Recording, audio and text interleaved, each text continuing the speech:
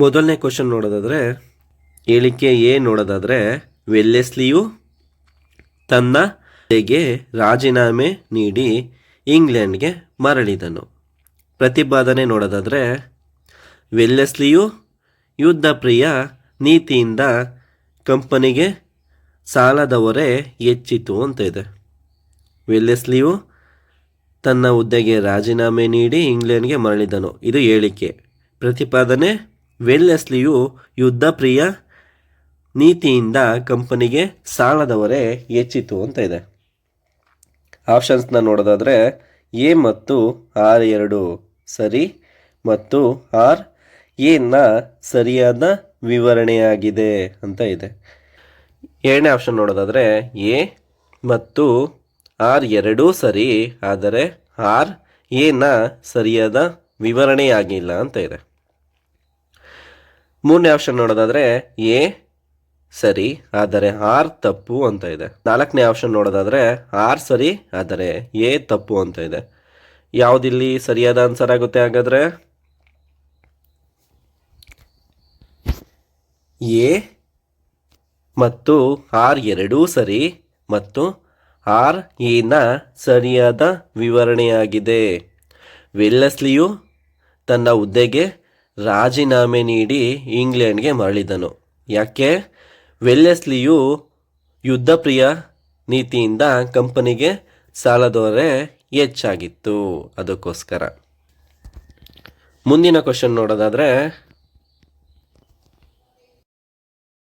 ಹೇಳಿಕೆ ಎ, ಕೋಮುವಾದವು ಜನರನ್ನು ಧರ್ಮಾಧಾರಿತವಾಗಿ ವಿಂಗಡಿಸುತ್ತದೆ.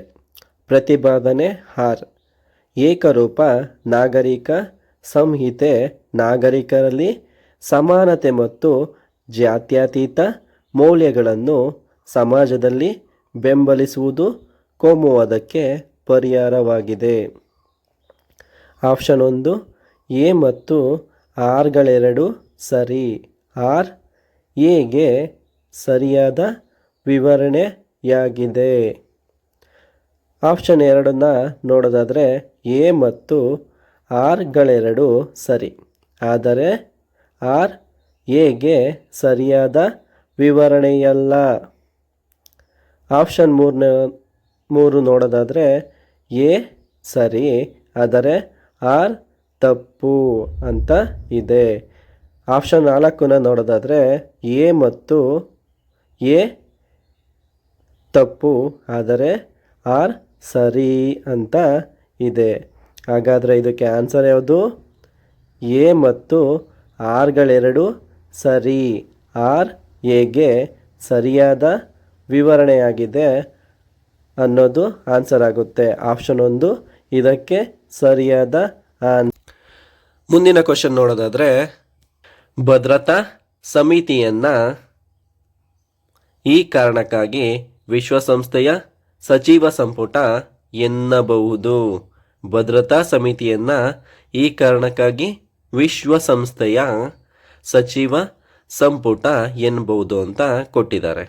ಮೊದಲನೇ ಆಪ್ಷನ್ ನೋಡೋದಾದರೆ, ಈ ಸಮಿತಿಯಲ್ಲಿ ಅಮೆರಿಕವು ಕಾಯಂ ಸದಸ್ಯರಾಗಿರುವುದರಿಂದ ಅನ್ನೋದಾಗುತ್ತಾ? ಇಲ್ಲ.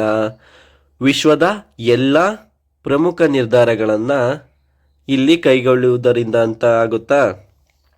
ಇಲ್ಲ. ವಿಶ್ವಸಂಸ್ಥೆಯ ಮಹಾ ಕಾರ್ಯದರ್ಶಿ ಹೆಸರು ಸೂಚಿಸುವುದರಿಂದ ಅಂತ ಆಗುತ್ತಾ? ಇಲ್ಲ. ಅಂತಾರಾಷ್ಟ್ರೀಯ ನ್ಯಾಯಾಲಯದ ನ್ಯಾಯಾಧೀಶರ ನೇಮಕದಲ್ಲಿ ಪಾತ್ರ ವಹಿಸುವುದರಿಂದ ಅಂತ ಆಗುತ್ತಾ? ಏನಾಗುತ್ತೆ? ಭದ್ರತಾ ಸಮಿತಿಯನ್ನು ಈ ಕಾರಣಕ್ಕಾಗಿ ವಿಶ್ವಸಂಸ್ಥೆಯ ಸಚಿವ ಸಂಪುಟ ಎಂತಾರೆ ಅಂತ ಅಂದರೆ, ವಿಶ್ವದ ಎಲ್ಲ ಪ್ರಮುಖ ನಿರ್ಧಾರಗಳನ್ನು ಇಲ್ಲಿ ಕೈಗೊಳ್ಳುವುದರಿಂದ ಇದನ್ನು ಭದ್ರತಾ ಸಮಿತಿಯನ್ನು ಏನಂತ ಕರಿತೀವಿ? ವಿಶ್ವ ಸಂಸ್ಥೆಯ ಸಚಿವ ಸಂಪುಟ ಅಂತ ಕರೆಯಲಾಗುತ್ತದೆ. ಮುಂದಿನ ಕ್ವಶನ್ ನೋಡೋದಾದರೆ,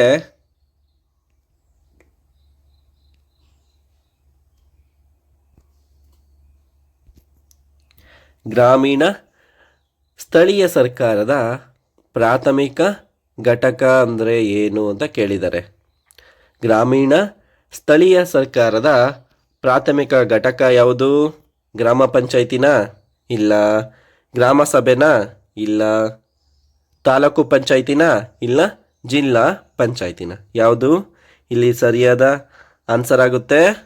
ಗ್ರಾಮ ಸಭೆ ಗ್ರಾಮೀಣ ಸ್ಥಳೀಯ ಸರ್ಕಾರದ ಪ್ರಾಥಮಿಕ ಘಟಕವಾಗಿರುತ್ತದೆ.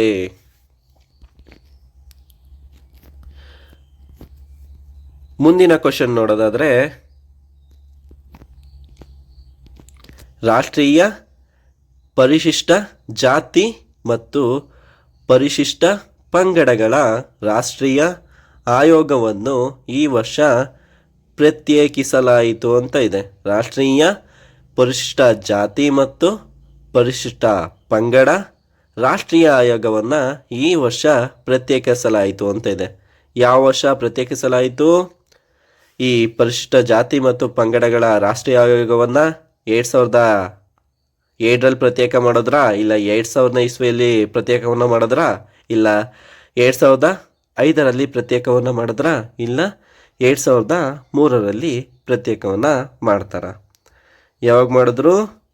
2003ರಲ್ಲಿ ಈ ರಾಷ್ಟ್ರೀಯ ಪರಿಶಿಷ್ಟ ಜಾತಿ ಮತ್ತು ಪಂಗಡಗಳ ರಾಷ್ಟ್ರೀಯ ಆಯೋಗವನ್ನು ಪ್ರತ್ಯೇಕಿಸಲಾಯಿತು. ಮುಂದಿನ ಕ್ವಶನ್ ನೋಡೋದಾದರೆ, ಸಂವಿಧಾನದ ಈ ವಿಧಿಯು ಭಾರತದ ರಾಷ್ಟ್ರಪತಿಗಳ ಸ್ಥಾನಕ್ಕೆ ಅವಕಾಶ ಕಲ್ಪಿಸಿದೆ ಅಂತ ಇದೆ. ಸಂವಿಧಾನದ ಈ ವಿಧಿ ಭಾರತದ ರಾಷ್ಟ್ರಪತಿ ಸ್ಥಾನಕ್ಕೆ ಅವಕಾಶ ಕಲ್ಪಿಸಿದೆ ಅಂತ ಇದೆ. 50ನೇ ವಿಧಿ ಅವಕಾಶ ಕಲ್ಪಿಸಿದೆಯಾ ರಾಷ್ಟ್ರಪತಿ ಸ್ಥಾನಕ್ಕೆ? ಇಲ್ಲ. 55ನೇ ವಿಧಿನ? ಇಲ್ಲ. 52ನೇ ವಿಧಿನ? ಇಲ್ಲ. 53ನೇ ವಿಧಿನ? ಯಾವುದು? 52ನೇ ವಿಧಿ ಸಂವಿಧಾನದಲ್ಲಿ ಭಾರತದ ರಾಷ್ಟ್ರಪತಿ ಸ್ಥಾನಕ್ಕೆ ಅವಕಾಶವನ್ನು ಕಲ್ಪಿಸಿರುತ್ತೆ. ಮುಂದಿನ ಕ್ವಶನ್ ನೋಡೋದಾದರೆ, ಜಾತ್ಯತೀತ ಎಂಬ ಪದವನ್ನು ಸಂವಿಧಾನಕ್ಕೆ ಈ ತಿದ್ದುಪಡಿ ಮೂಲಕ ಸೇರಿಸಲಾಯಿತು ಅಂತ ಇದೆ. ಯಾವ ತಿದ್ದುಪಡಿ ಮೂಲಕ ಈ ಜಾತ್ಯತೀತ ಪದವನ್ನು ಸೇರಿಸಲಾಗಿದೆ? 44ನೇ ತಿದ್ದುಪಡಿನ? ಇಲ್ಲ. 42ನೇ ತಿದ್ದುಪಡಿನ? ಇಲ್ಲ. 40ನೇ ತಿದ್ದುಪಡಿನ? ಇಲ್ಲ. 45ನೇ ತಿದ್ದುಪಡಿನ? ಯಾವುದು ಇಲ್ಲಿ ತಿದ್ದುಪಡಿಯಾಗಿದೆ? 42ನೇ ತಿದ್ದುಪಡಿ ಪ್ರಕಾರ ಜಾತ್ಯತೀತ ಎಂಬ ಪದವನ್ನು ಸಂವಿಧಾನಕ್ಕೆ ಸೇರಿಸಲಾಗಿದೆ. ಮುಂದಿನ ಕ್ವಶನ್ ನೋಡೋದಾದರೆ, ಸಾಮಾಜಿಕ ವಿಕಾಸದ ಕಲ್ಪನೆಗೆ ಕಾರಣವಾದ ಕೃತಿ ಅಂತ ಇದೆ. ಸಾಮಾಜಿಕ ವಿಕಾಸದ ಕಲ್ಪನೆಗೆ ಕಾರಣವಾದ ಕೃತಿ ಯಾವುದು? ದಿ ಜರ್ಮನ್ ಐಡಿಯಾಲಜಿನ? ಇಲ್ಲ. ದಾಸ್ ಕ್ಯಾಪಿಟಲ್ಲ? ಇಲ್ಲ. ದ ಲಾಜಿಕ್ ಆಫ್ ಪ್ರಾಕ್ಟೀಸಾ? ಇಲ್ಲ. ಫಾಸ್ಟ್ ಪ್ರಿನ್ಸಿಪಲಾ? ಯಾವುದು ಸಾಮಾಜಿಕ ವಿಕಾಸದ ಪರಿಕಲ್ಪನೆಗೆ ಕಾರಣವಾದ ಕೃತಿ? First principle. ಈ ಫಾಸ್ಟ್ ಪ್ರಿನ್ಸಿಪಲ್ ಅನ್ನೋದು ಸಾಮಾಜಿಕ ವಿಕಾಸದ ಪರಿಕಲ್ಪನೆಗೆ ಕಾರಣವಾದ ಕೃತಿಯಾಗಿದೆ. ಮುಂದಿನ ಕ್ವಶನ್ ನೋಡೋದಾದರೆ,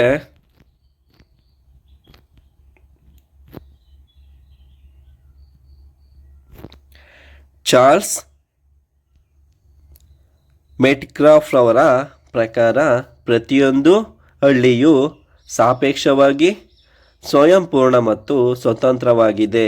ಆದ್ದರಿಂದ ಹಳ್ಳಿಗಳನ್ನು ಹೀಗೆನ್ನಬಹುದು ಅಂತ ಇದೆ. ಚಾರ್ಲ್ಸ್ ಮೆಟ್ಕಾಫ್ ಅವರ ಪ್ರಕಾರ ಪ್ರತಿಯೊಂದು ಹಳ್ಳಿಯು ಸಾಪೇಕ್ಷಿತವಾಗಿ ಸ್ವಯಂಪೂರ್ಣ ಮತ್ತು ಸ್ವತಂತ್ರವಾಗಿದೆ.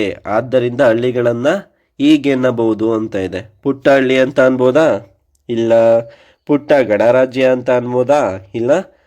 ಸ್ವಯಂ ತೃಪ್ತ ಹಳ್ಳಿಗಳು ಅಂತ ಹೇಳ್ಬೋದಾ? ಇಲ್ಲ. ಸಂಪೂರ್ಣ ಹಳ್ಳಿಗಳು ಅಂತ ಹೇಳ್ಬೋದಾ? ಏನಂತ ಅನ್ಬೋದು? ಪುಟ್ಟ ಗಣರಾಜ್ಯ ಅಂತ ಹೇಳ್ಬೋದಾಗಿದೆ.